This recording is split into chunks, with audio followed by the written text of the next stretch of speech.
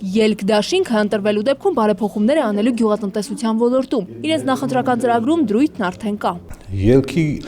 առաջնային խնդիրը ընտրություններում հաղթելու պարագայում մեր գյուղատնտեսության արդիականացումն է։ Արդիականացում բարես լայն իմաստով, այսինքն թե օրենսդրությունը պիտի փոխենք համապատասխանեցնելով նոր իրականությանը եւ թե հնարավորություն ստեղծենք, որպեսզի գյուղացիական տնտեսությունները, ֆերմերները, խոշոր տնտեսությունները ավելի արդի տեխնոլոգիաներ ներդնեն, նոր ժամանակակից մեթոդներով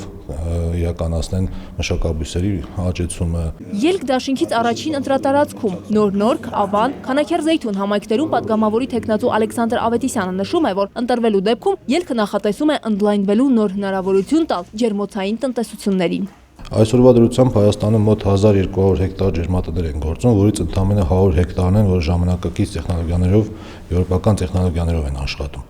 Պետք է աշխատենք 5 տարվա ընթացքում առնվազն եռապատկել արդյունաբերական մեծ ջերմոցների քանակը, այսինքն հասնել մինչև 300-400 հեկտարի,